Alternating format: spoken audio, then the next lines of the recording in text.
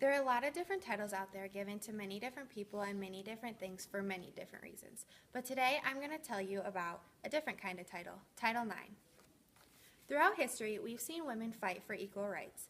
Today, women are still striving for equality but have taken tremendous strides. Not only does this affect women, but also men. They've had to adjust to sharing the glory, just as male athletes have had to learn to accept female athletes becoming more and more prevalent. Since I was 3 years old, I've been an athlete. I was a gymnast since I was 3, and I did that until age 12.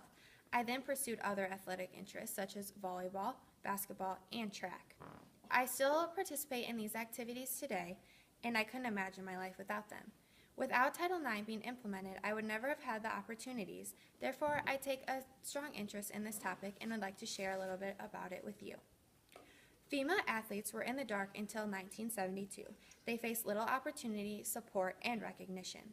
Women have come a long way and still have a long ways to go. Specifically, Title IX can be credited for the pathway for female athletes. Today, more than 3 million American girls take part in high school athletics. At the intercollegiate level, nearly 9,100 women's teams compete at the varsity level.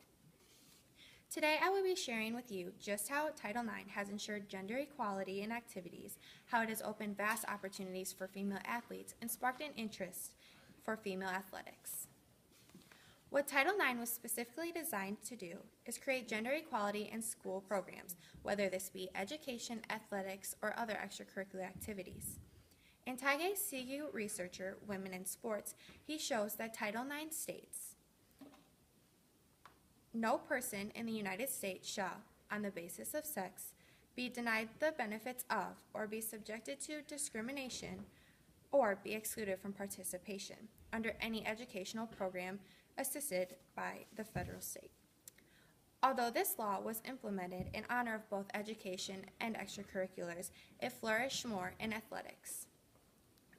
The statement I said earlier is what began the pathway for female athletes. Tage also provides information on how Title IX process works.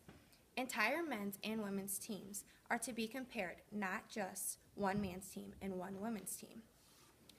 This ensures more overall equality rather than just focusing on a certain sport.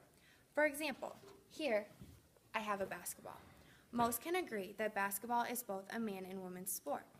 However, I also have a volleyball, which is mostly known as dominance for female athletes, and football is more of a male-dominated sport. This is why Title IX has chosen to do overall instead of just by sport. This ensures more true equality, which is the focus of the program. The true spirit of Title IX is stated in Denise Coppleton's Title IX entry in the Encyclopedia of Social Problems. It is to bring members of the disadvantaged group, this being the female athletes, up to the participation and benefit levels of the advantaged groups, such as the male athletes. With Title IX being implemented, it began opening up vast opportunities for female athletes. This ranged anywhere from more sports being offered, more spots on the team, as well as playing at the collegiate and professional level. In Tage-Sigu researcher, Women in Sports, he discusses that athletic scholarships for females had never really been seen before Title IX was implemented, and today they are commonplace. Scholarships are being awarded to female athletes all the time for sports such as volleyball, track, basketball, tennis, and many others. With women playing in college, it has led to vast opportunities at the professional level. Opportunities are even being opened up on a larger scale. This leads into Title IX's effect on the professional female athletes. In Sage Learns Sports, It's Still a Man's World. He states, "At the highest international level of a sport, women have nearly reached complete equality to male athletes." This is incredible due to the fact that before Title IX, scholarships and competing professionally wasn't even thought of. This program is what sparked an everlasting interest for female athletes. Statistics show that since Title IX, interest in female sports has increased by 560% at the high school level and 990% at the college level. With these numbers, the number of females taking part in female athletics is higher than ever before. Tage presents that because of Title IX, again, More than 3 million girls now play on high school teams, and 9,100 college teams compete at the varsity level. Now, I've shown you just how Title IX has paved the way for female athletes.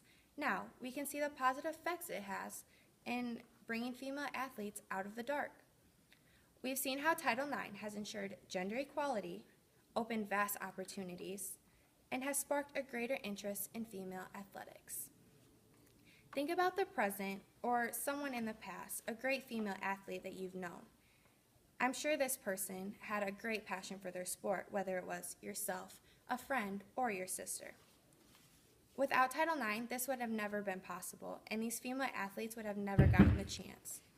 I'm sure any female athlete could agree that Title IX has done a great job of paving the way for female athletes.